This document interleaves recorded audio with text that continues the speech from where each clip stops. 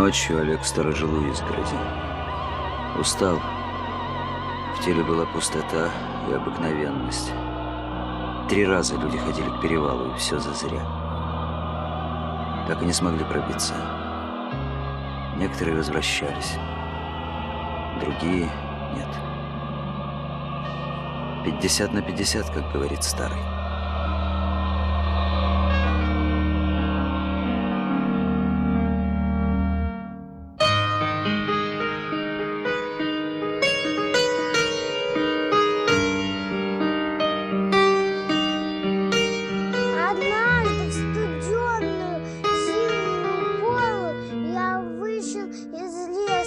Был сильный мороз, вдруг вижу, поднимается лошадка запряженная, хворосту воз. А что это такое лошадь? Лошадь – это животное четвероногое, которое использовали для перевозки груза, верховой езды.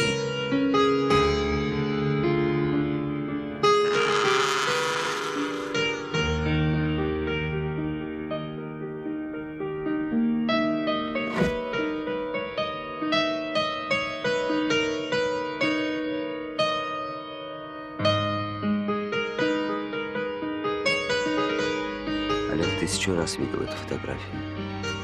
Отец с матерью стоят рядом, очень молодые и очень веселые, и яркие.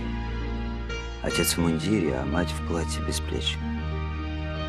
Называется сарафаном. Тогда Олега еще не было. 20 лет назад Олега еще не было, а 15 лет назад он уже был.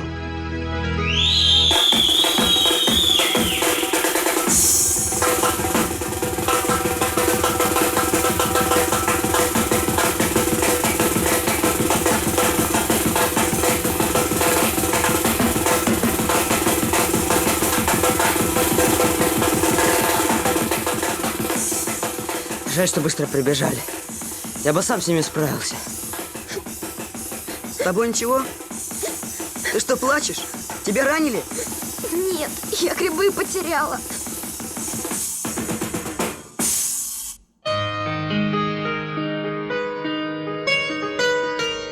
Вот тут нас поймала лавина. Хотя нет, Никита погиб выше по ущелью. Стояла осень, температура ночью падала до 40 градусов. Тогда радиация была одной из причин, почему нам пришлось так спешно уходить. Было много больных и раненых, а сейчас...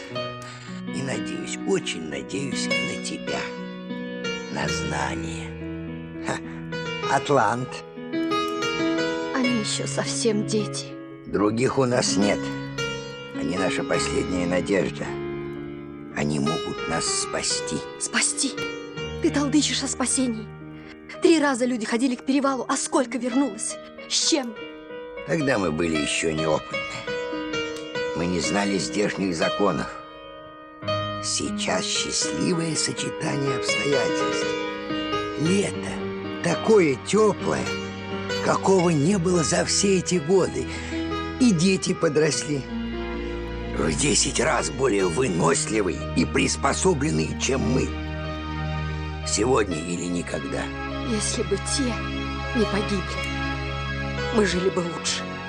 Было бы больше кормильцев. Конечно.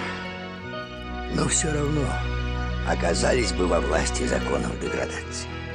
Или мы часть человечества и бережем его знания, стремимся к ним.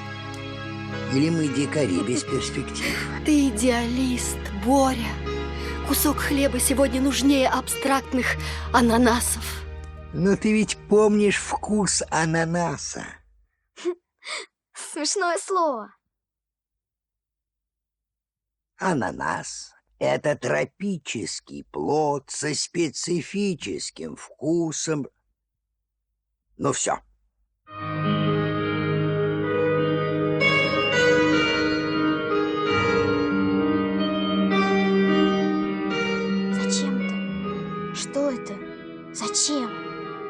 к радиации. Там может быть радиация.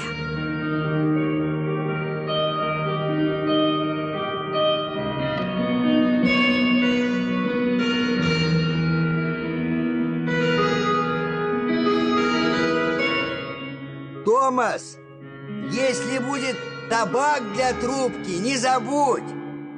И бластер. Не забуду! Главное найти бластер. Не забуду! И куда идти? Не дойдете же. Хорошо еще, если целыми вернетесь. Не дойдете же. Хорошо еще, если целыми вернетесь.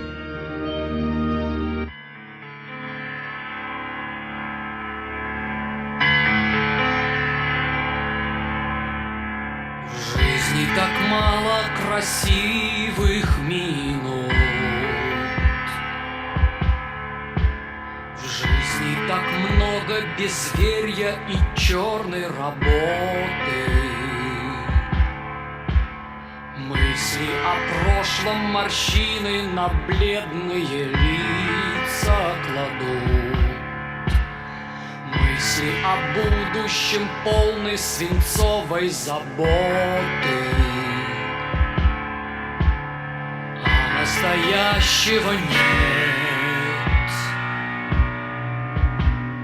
Так между двух берегов бьемся без света, без счастья, надежд и богов. И вот порою, чтоб вспомнить, что мы еще живы, чужою игрою спешим угрюмое сердце отвлечь.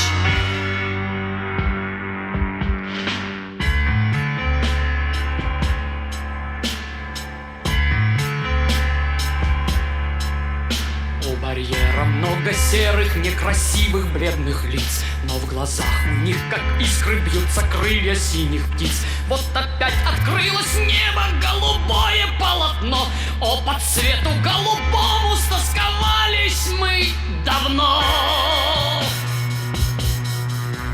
И не меньше стосковались по ликующим словам, по свободным смелым жестам, по несбыточным мечтам. Дома стены, только стены. Дома жутко и темно. Там, не зная перемены, повторяешь все равно.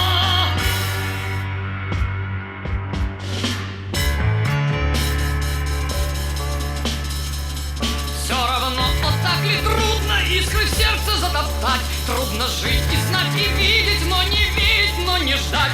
И играть тупую драму, покорившись, как овца, без огня, без вдохновения, без начала и конца. И вот порою, чтоб вспомнить, что мы еще живы, чужою игрою спешим угрюмое сердце отвлечь.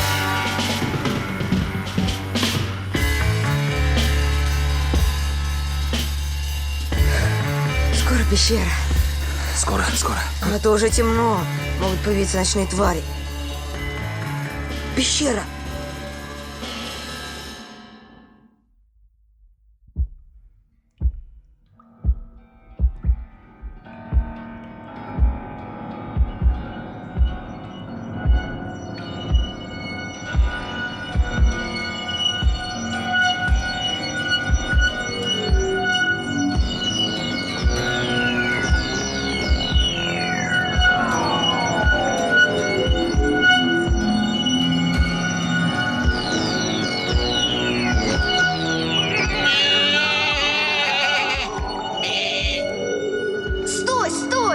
это же козел! Это мой козел! Как-то года 3 назад Марьяна притащила из леса козленка. Маленького, еще по пояс. У козла был занудный голос. Он топотал ногами и вопил. Козел дожил в поселке до зимы. Он привык к людям, почти не кусался. Торчал все время в мастерской у Сергеева. Там было тепло. А потом ночью пришли ночные твари и увели козла с собой.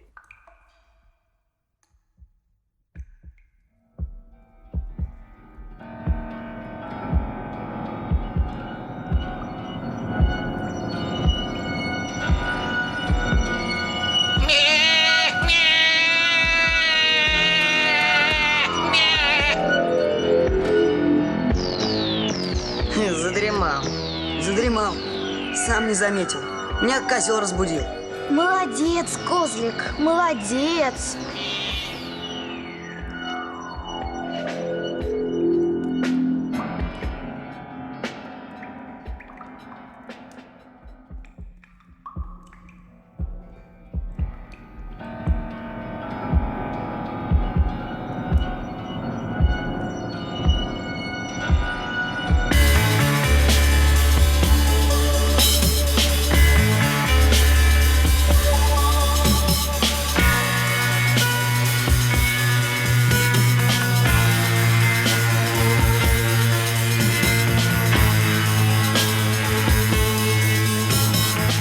Стойте! Глядите! Что это? С ума сойти. Это же фляга. Здесь был наш последний привал перед долиной. Это фляга Вайткуса. Фляга? Зачем она?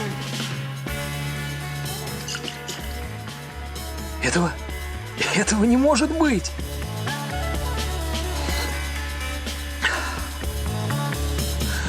Буду жить. Какие красивые кастрюли! Мы возьмем их? Нет, не стой. Их там много. Дай попробовать. 9 дикарям коньяк противопоказан. Ну хорошо. Только осторожно. 1 маленький глоток. Ага. Зачем вы его отравили? Ничего, сейчас все пройдет. Я почти поверил, что мы дойдем. Вперед, друзья. Вперед.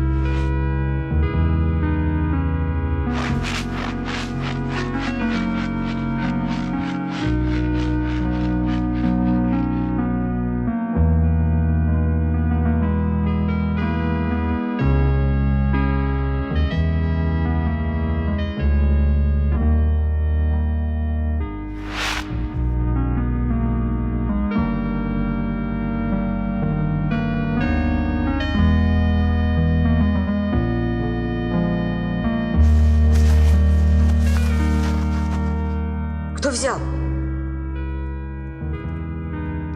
Я его пристрелю, будет мясо. Он был голодный. Дик! Дикуша! Не убивай его!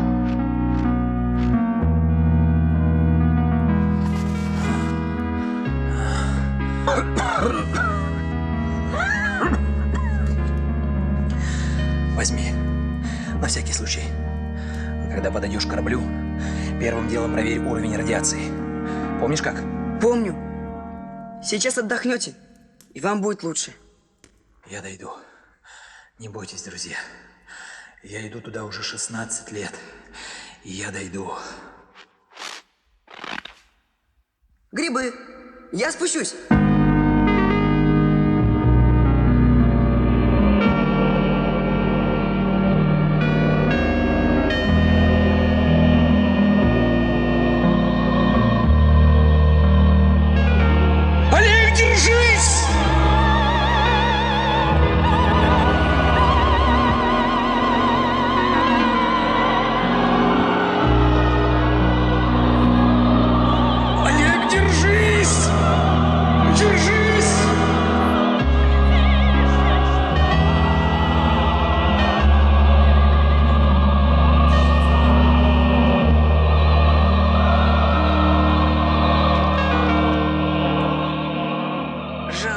убежал. Все равно найду его и убью, а то с голоду подохнем. А я рада, что ты его не догнал. Где они? Смотри, следы. Спокойно, спокойно, Олежка. Дай руку. Вот так.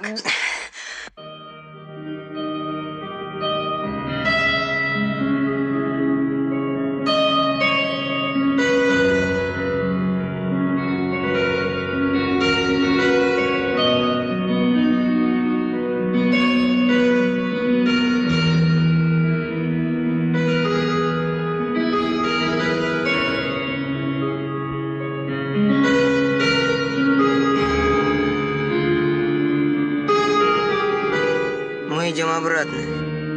Нет, мы пойдем дальше. У нас нет шансов перейти перевал. У нас есть карта. А почему ты ей веришь? Карта старая. Все могло измениться. Тома сказал, что остался 1 день. Мы не можем ей верить. Это же было давно. Я пойду к перевалу. Я тоже пойду. Как ты не понимаешь, Дик? На нас надеются.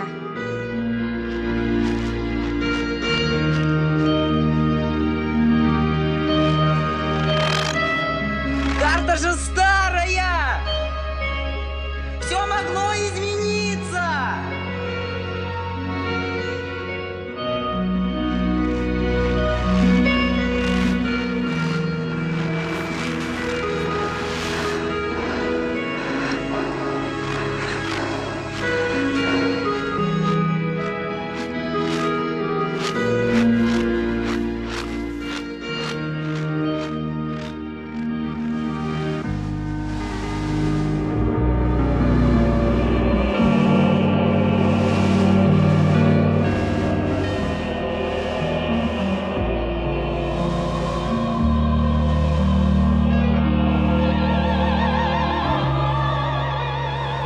Они стояли в ряд. 3 изможденных дикаря. 3 микроскопические фигурки в громадном и пустом, безмолвном чужом мире. Смотрели на мертвый корабль, который 16 лет назад рухнул на эту планету. Корабль лежал накренившись и вдавившись в снег. Точно посреди котловины. До нее капитан смог дотянуть, когда после взрыва в двигательном отсеке отказали приборы. Он посадил корабль в этой котловине в метель, ночь и туман.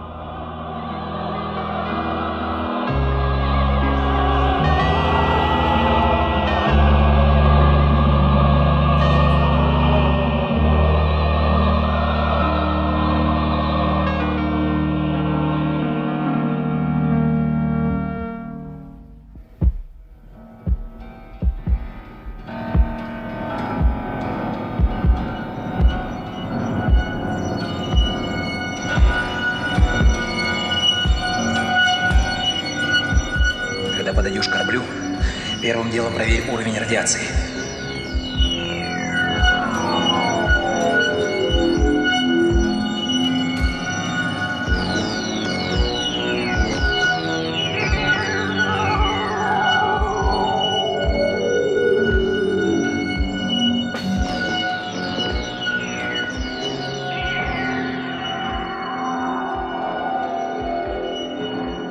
Томас не сказал, как его открыть.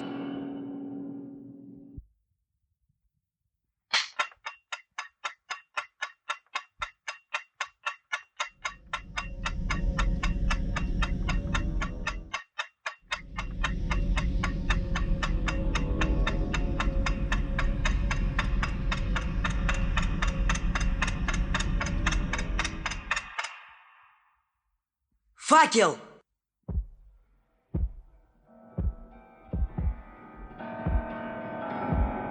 У меня есть дом, поселок, а есть еще один дом. Космический исследовательский корабль «Полюс». Я не боюсь. Мне здесь не страшно. Пошли!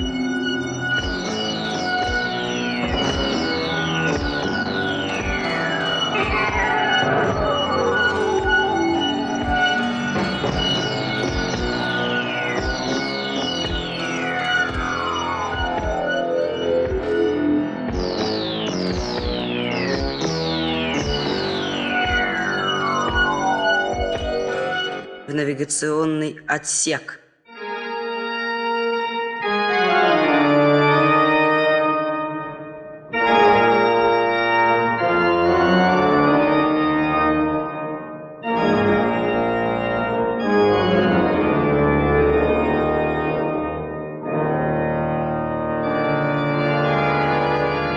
Здесь посадочные катера и другие средства.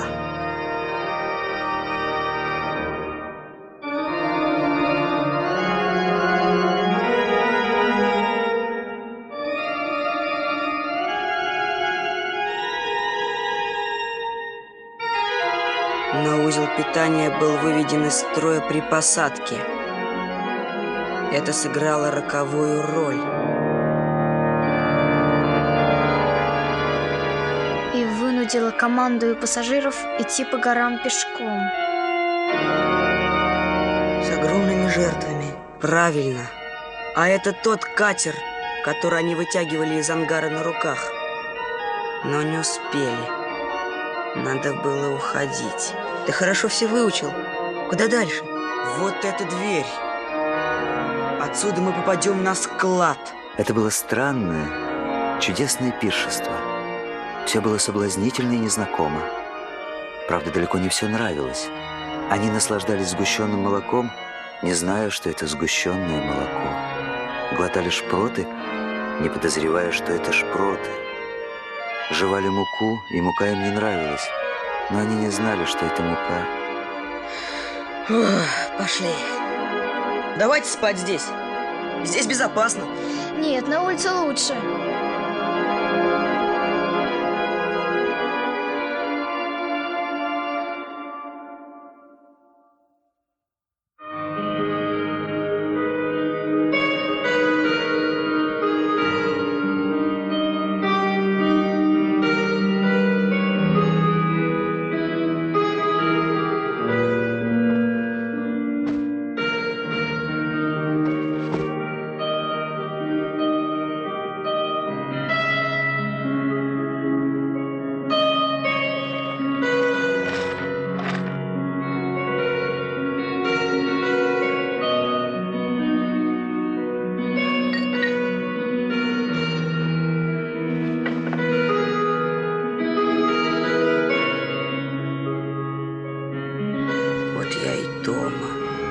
Я тут уже был.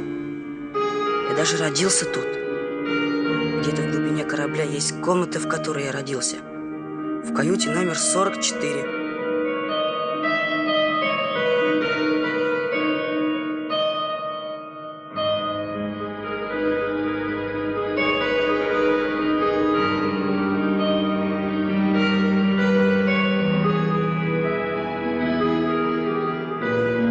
В обычной жизни нельзя встретиться с самим собой. А здесь, в петле, прикрепленной к бортику кроватки, висела недопитая бутылочка с молоком. Молоко замерзло, но его можно было растопить и допить.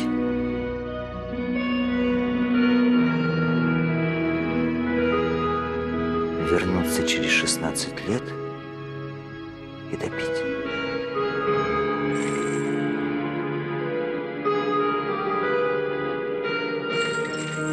И именно в этот момент, услышав звук погремушки и, как ни странно, узнав его, он осознал реальность корабля.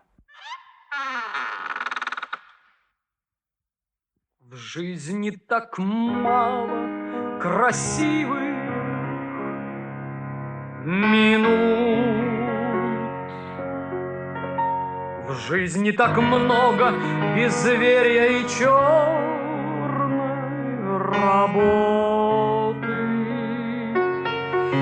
Мысли о прошлом морщины на бледные лица кладут. Мысли о будущем полны свинцовой заботы. А настоящего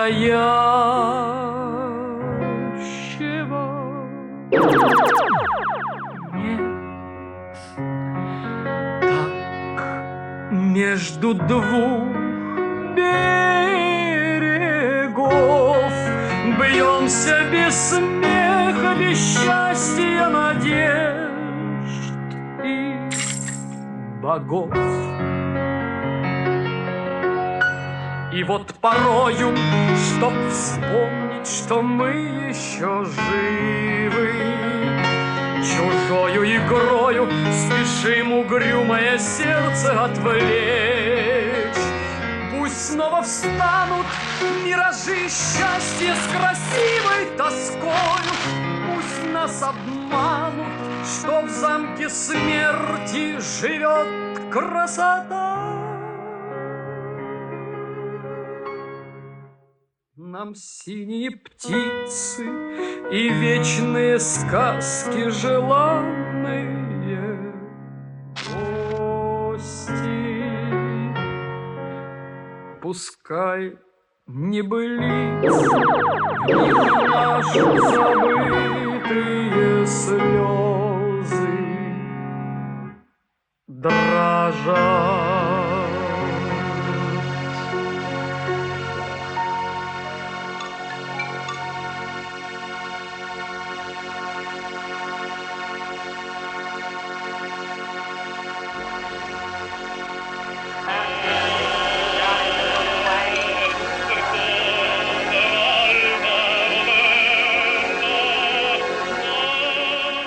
Олежка, ответим, ответим. Скажи, что мы здесь, но не молчи же.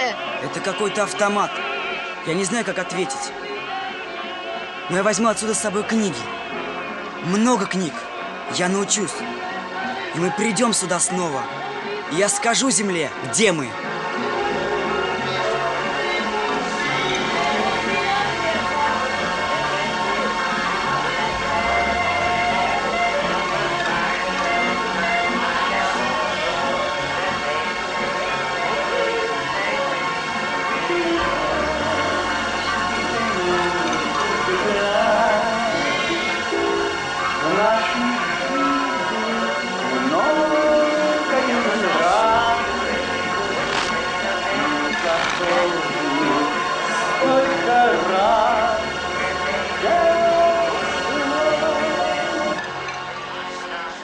Козел! Он нас ждал!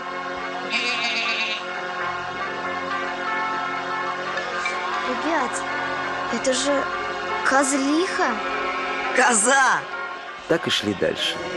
Дик с Олегом волокли нарты, Марьяна поддерживала их сзади, чтобы не опрокинулись. А последней шла коза с детенышами и конючила. Ей вечно хотелось жрать. Даже когда спустились к лесу, и там были грибы и корешки, она все равно требовала сгущенного молока. Хотя так же, как и путешественники, не знала еще, что эта белая и сладкая масса называется сгущенным молоком.